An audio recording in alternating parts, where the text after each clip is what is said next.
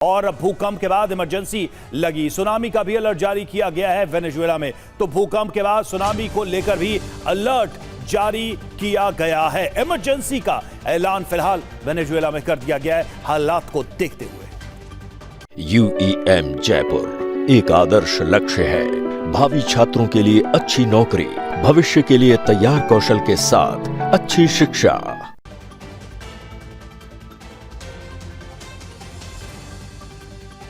तो एक तरफ इमरजेंसी का ऐलान, दूसरी तरफ सुनामी का भी अलर्ट जारी किया गया। लोगों को सतर्क रहने के लिए कहा गया, यानी कि भूकंप के बाद सुनामी की मुसीबत भी आ सकती है कोस्टल एरियाज में, उसको लेकर भी चेतावनी जारी की गई है। भूकंप और सुनामी का वैसे कनेक्शन होता है अगर नेचुरल इंसिडेंट्स की बात करें तो, लेकिन यहां भूकंप के बाद सुनामी का अलर्ट जारी किया गया, यानी कि एक खतरा अभी बचा हुआ है। फिलहाल ये तस्वीरें हम आपको दिखा रहे हैं वेनेजुएला की राजधानी की, जहां पर ये जबरदस्त भूकंप आया है और तबाही मची है।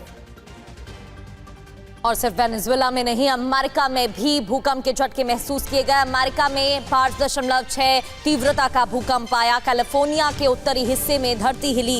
एक के बाद एक भूकंप के कई झटके यहां पर महसूस किए गए। कई लोगों के घायल होने की भी खबर है और भूकंप से कई इलाके की बिजली भी गुल हो गई है। कई इलाके ऐसे जहां प्रभाव देखने को मिला है। तो ना सिर्फ वेनेजुएला, जापान से भी कई तस्वीरें सामने आई हैं और अमेरिका, जहां कैलिफोर्निया में झटके महसूस किए गए, कई लोगों के घायल होने की खबर है। एक के बाद एक भूकंप के कई झटके यहां पर भी महसूस किए गए हैं। कैलिफोर्निया के उत्तरी हिस्से में धरती हिली।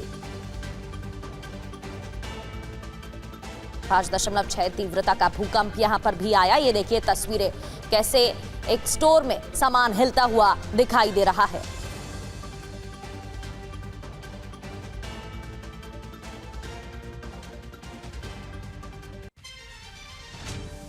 और देखिए जापान में आया 6.9 तीव्रता का भूकंप।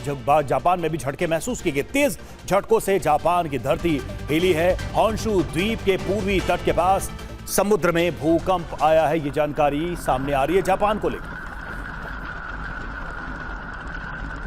ये देखिए, ये तस्वीर जापान की बताई जा रही है जहां पर तेज झटके महसूस किए गए हैं।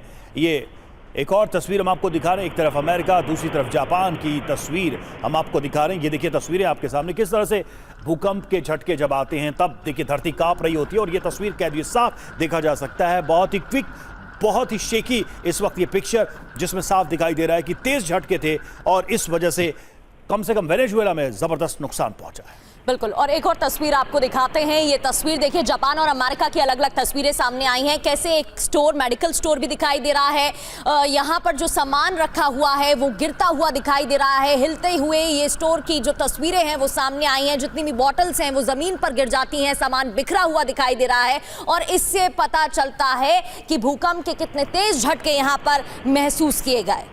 ओपी मिश्रा सर हमारे साथ जुड़े हुए हैं। मिश्रा सर, जो ज्योग्राफिकल डिवाइड है सेस्मिक जोन का, उसमें लैटिन अमेरिका को कैसे देखा जाता है? मतलब अगर भारत की बात करें तो भारत का जो एक्सट्रीम नॉर्दर्न पार्ट है वो हाई रिस्क जोन में रहता है 4-5। जैसे ही हम पेनिनसुला की तरफ बढ़ते हैं, समुद्र की तरफ बढ़ते हैं, वो कम हो जाता है। लैटिन अमेरिका में क्या ऐसा नहीं है? साउथ की तरफ बढ़े फिर भी आप देखिए हैवी मैग्नीट्यूड का भूकंप वहां पर आया है। कैसे बांटते हैं या कैसे देखते हैं आप इसको?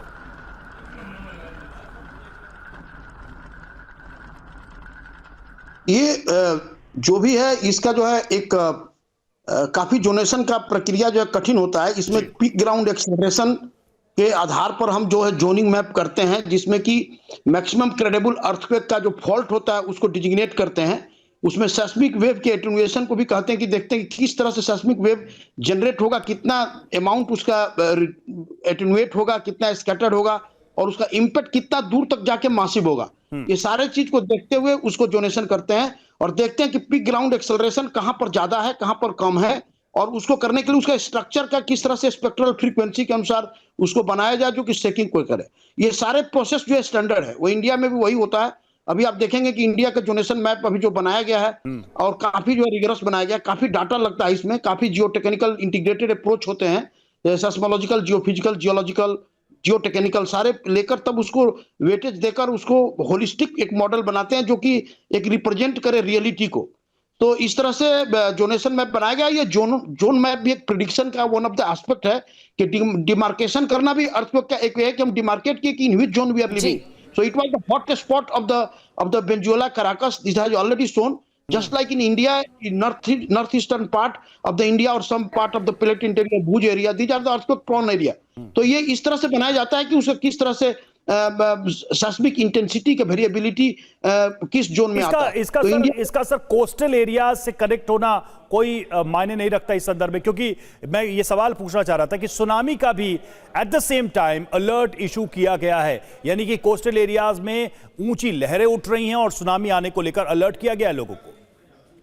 हाँ देखिए, जो सुनामी होता है वो अर्थक्वेक का सेकेंडरी इफेक्ट होता है। जब सुनामी होता है तो रॉक टूटता है और वाटर कॉलम जो है शिफ्ट करते हैं, और उसके बाद फिर जो सेस्मिक जो वेव जो होता है उसका जो सुनामी का जो वेव होता है, ये उसको ग्रेविटी वेव बोलते हैं, काफी हाई स्पीड का होता है। तो जनरली क्या है कि जो पैसिफिक अर्ली वार्निंग सेंटर जितने बने हैं वो मैग्नीट्यूड बेस्ड अर्ली वार्निंग देते हैं, 7.7 के अबव होती ही वार्निंग देते हैं। लेकिन हमारे इंडिया में जो इंक्वायर्स है पृथ्वी विज्ञान मंत्रालय का, उसका बहुत से पैरामीटर्स है, केवल मैग्नीट्यूड ही नहीं है, उसका फॉल्टिंग मैकेनिज्म देखा जाता है कि थ्रस्ट फॉल्टिंग है, रिवर्स फॉल्टिंग है, कितना डिस्प्लेसमेंट स्लिप है, उस बेसिस पे करते हैं। तो वार्निंग देना, क्योंकि लहरें उठती हैं और वो समुद्र के किनारे है, समुद्र के अंदर जो सब ओशनिक अर्थक्वेक होता है उसके नीचे जब होता है तो संभावना होती है कि हाइट जो है वो कोस्टल बेल्ट को, उसके इंपैक्टमेंट को ऊपर जाएगा तो पानी हाइड्रोस्टैटिक प्रेशर से डैमेजेज बढ़ा देगा। जैसे सेंडाई में हुआ था, सेंडाई के 2011 के सुनामी जितने डैमेज हुए थे वो सुनामी वेव से हुए थे, ना कि अर्थक्वेक के शेकिंग से हुए थे।